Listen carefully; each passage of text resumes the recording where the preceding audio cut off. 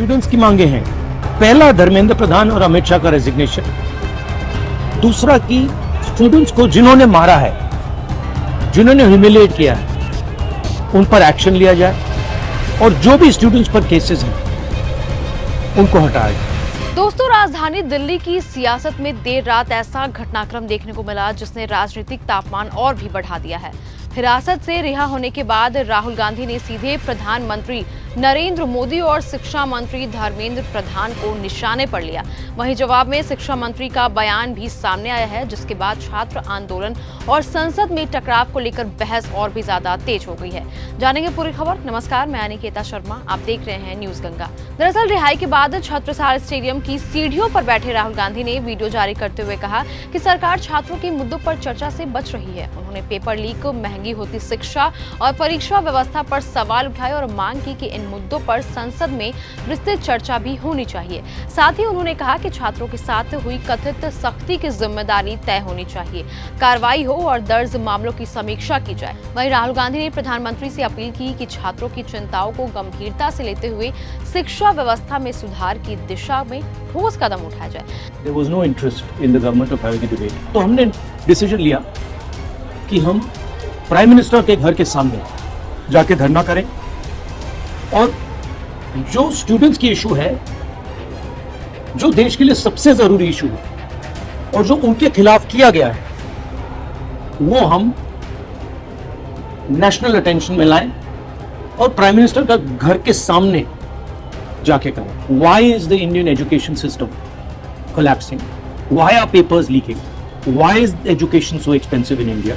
Why do families have to destroy themselves financially to educate their children? These are legitimate questions. And there's absolutely nothing wrong with asking these questions. Students की मांगे हैं। पहला, धर्मेंद्र प्रधान और अमित शाह का resignation.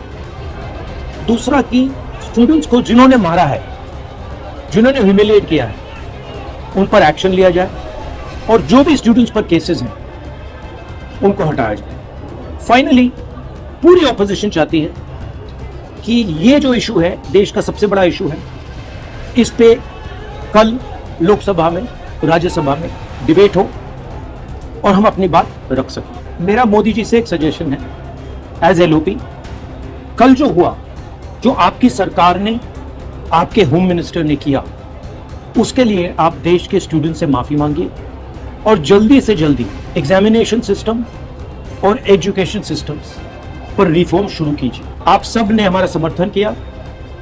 सारे लोग जो स्टूडेंट्स की इशू के लिए लड़ रहे हैं, एक साथ लड़ रहे हैं, मैं आप सबका दिल से धन्यवाद करता हूं। वहीं दूसरी ओर बता दें कि केंद्रीय शिक्षा मंत्री धर्मेंद्र प्रधान ने भी राहुल गांधी और कांग्रेस पर आरोप लगाया वे छात्रों के मुद्दे का राजनीतिक लाभ उठाने की कोशिश कर रहे हैं। उन्होंने कहा कि सरकार संसद में चर्चा के लिए तैयार है और युवाओं की हर जायज चिंता के समाधान के लिए भी प्रतिबद्ध है। वहीं उनके मुताबिक छात्रों को राजनीतिक टकराव का हिस्सा बनाने के बजाय समाधान पर ध्यान देना चाहिए। उन्होंने यह भी कहा कि सरकार जवाबदेही और सुधार के लिए प्रतिबद्ध है। इस पूरे घटनाक्रम के बीच छात्र आंदोलन, संसद में चर्चा की मांग और विपक्ष और सरकार के बीच तीखी बयानबाजी ने राजनीतिक माहौल को और गर्म कर दिया है। एक तरफ विपक्ष सरकार पर संवेदनशील मुद्दों पर पर्याप्त चर्चा न करने की आरोप लगा रहे हैं, तो वहीं दूसरी तरफ सरकार विपक्ष पर राजनीतिक टकराव बढ़ाने का आरोप लगा रही है। फिलहाल सबसे बड़ा सवाल यही है कि क्या छात्रों से जुड़े मुद्दों पर सरकार और विपक्ष संसद के भीतर किसी साझा रास्ते पर पहुंच पाएंगे या यह टकराव सड़कों से लेकर सदन तक और तेज होता जाएगा।